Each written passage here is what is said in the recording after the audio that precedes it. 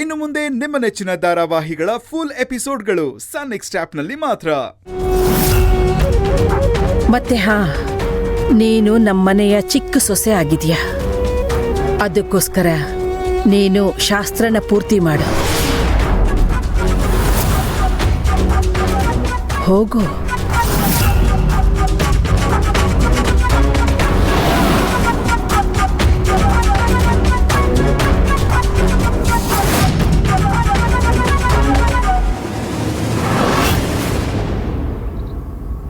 ನೀವೆಲ್ಲರೂ ಕೂತ್ಕೊಳ್ಳಿ.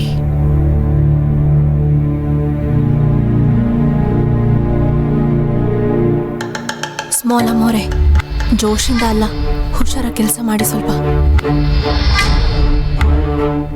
ಇದೇನಾಗ್ತಿದೆ ಪುರೋಹಿತ್ರೆ? ಈ ಕನ್ಯೆಯ ಶುದ್ಧೀಕರಣದ ಕಾರ್ಯ ನಡೀತಾ ಇದೆ.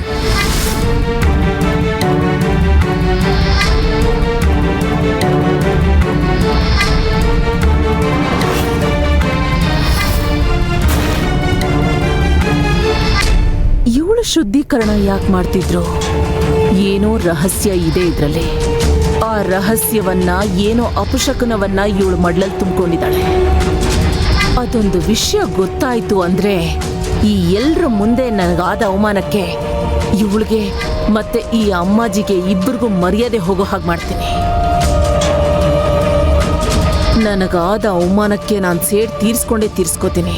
ಸೂರ್ಯ ಪಶ್ಚಿಮದಲ್ಲಿ ಹುಟ್ಟಿದ್ರು ಸರಿ, ಈ ಆಕಾಶ ಭೂಮಿ ಒಂದಾದ್ರೂ ಸರಿ, ಈ ಮದುವೆ ಆಗಕ್ಕೆ ಖಂಡಿತ ನಾನು ಬಿಡಲ್ಲ. ಇದು ನನಗಾದ ಅವಮಾನಕ್ಕೆ ಸರಿಯಾದ ಸೇಡು.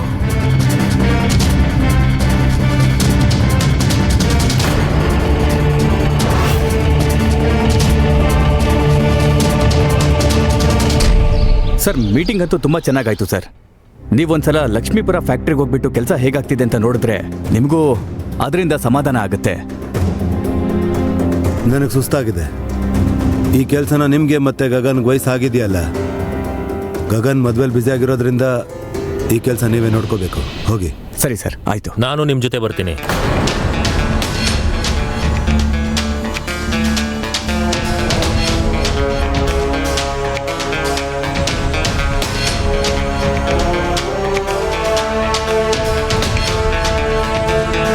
ಗಗನ್ ಮ್ಯಾನೇಜರ್ ಈ ಕೆಲಸನೆಲ್ಲ ಮುಗಿಸ್ಕೋತಾರೆ ಬಿಡು.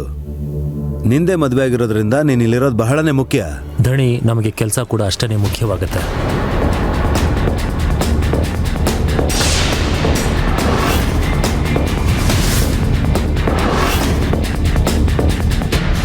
ಸರಿ ಸರ್.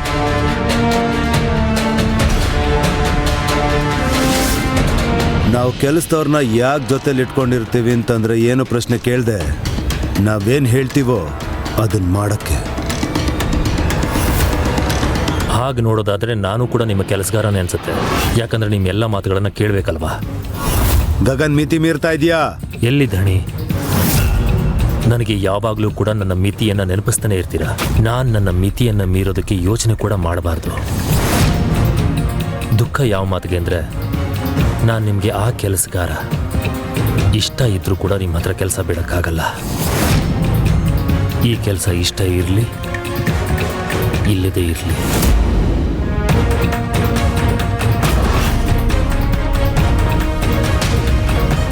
ಗಗನಣ್ಣ,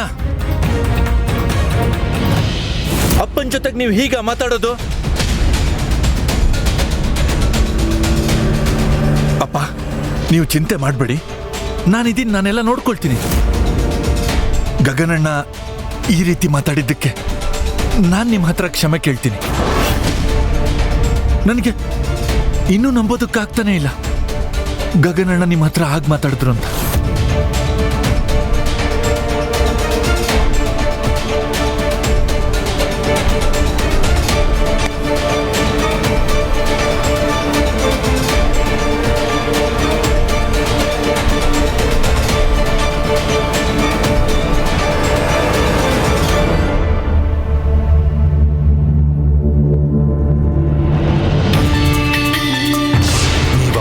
ಹೀಗೆ ಜಗಳಾಡ್ತಿರ್ಬೇಕು, ಬೆಂಕಿ ಉರಿತಾನೆ ಇರಬೇಕು, ಮತ್ತೆ ಆ ಬೆಂಕಿಯಲ್ಲಿ ನಾನು ಚಳಿ ಕಾಯಿಸ್ಬೇಕು.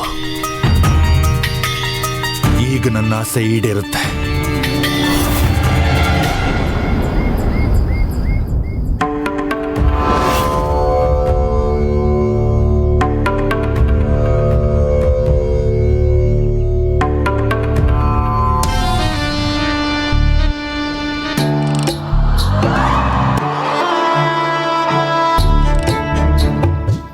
ಸ್ಮಾಲ್ ಅಮ್ಮೋರೆ, ಈ ತರ ಸ್ಟೇಷನ್ ಇಲ್ದೇ ಇರೋ ಟ್ರೈನ್ ತರ ಆ ಕಡೆ ಈ ಕಡೆ ಓಡಾಡ್ಬೇಡಿ.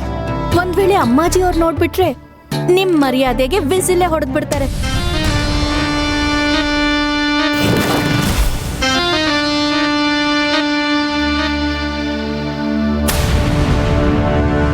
ನಮ್ಮ ಪಂಚಾಂಗದ ಪ್ರಕಾರ ಇನ್ನು 2 ದಿವಸಕ್ಕೆ ಮದುವೆ ಮಾಡಿ ಮುಗಿಸ್ಬೇಕು.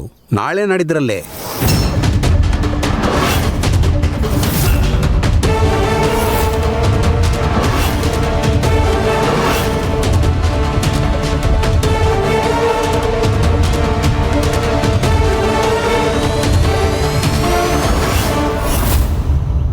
ಪಂಡಿತ್ರೆ, ಇಷ್ಟು ಬೇಗನಾ? ಸ್ವಲ್ಪ ತಯಾರಿ ಮಾಡ್ಕೊಳ್ಳಕ್ಕೆ ಅವಕಾಶ ಬೇಕಲ್ವಾ? ಅಮ್ಮವ್ರೆ, ಬೇರೆ ಯಾವ್ದಾದ್ರೂ ಮುಂದಿನ ಮುಹೂರ್ತ ನೋಡಿ. ನನಗೊಬ್ಳೇ ಮಗಳು ಇವಳು. ಮದುವೆಗೆ ತಯಾರಿ ಮಾಡ್ಕೋತೀವಿ ನಾವು.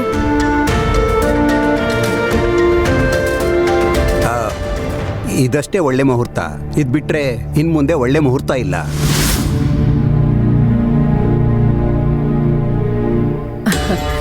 ನೀವೆಲ್ಲರೂ ನಿಶ್ಚಿಂತೆಯಿಂದ ಇರಿ. ನೀವು ನಿಮ್ಮ ಮಗಳ ಮದುವೆಗೆ ತಯಾರಿ ಮಾಡೋ ಅವಶ್ಯಕತೆ ಏನಿಲ್ಲ. ನೀವೆಲ್ಲರೂ ಸೇರಿ ಮಗಳ ಮದುವೆನ ಸಂತೋಷವಾಗಿ ನೋಡಿ.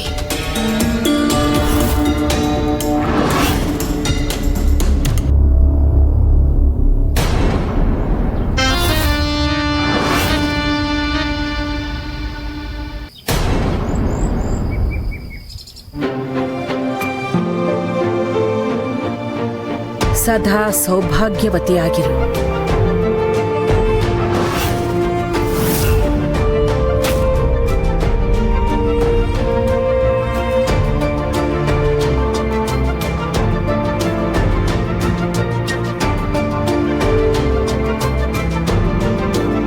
ಇದು ಪದ್ಧತಿ ನಮ್ದು. ಯಾವಾಗ ನೀನು ನಮ್ಮ ಹತ್ರ ಆಶೀರ್ವಾದ ತಗೋತೀಯೋ ಆಗ ನಾವು ನಿನಗೆ ಕಾಣಿಕೆ ಕೊಡ್ತೀವಿ. ಅಮ್ಮ, ನಾನು ಅವ್ರ ಕಾಲಿಗೆ ಬಿದ್ದು ಆಶೀರ್ವಾದ ತಗೊಂಡ್ ಬರ್ತೀನಿ. 1 ಲಕ್ಷ ಆದ್ರೂ ಕೊಡ್ತಾರೆ ಅನ್ಸುತ್ತೆ.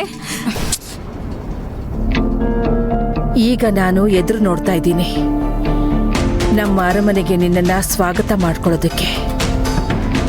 ಆದರೆ ಆದಷ್ಟು ಬೇಗ ಪುಟ್ಟ ಪುಟ್ಟ ಮಗು ಕೇಕೆ ಹಾಕೋದನ್ನ ಕೇಳೋದಕ್ಕೆ.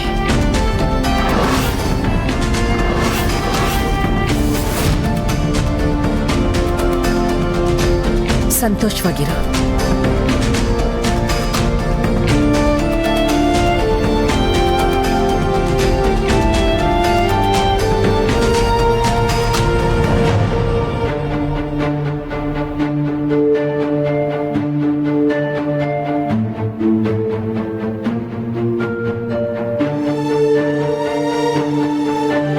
ಸುಖವಾಗಿರು.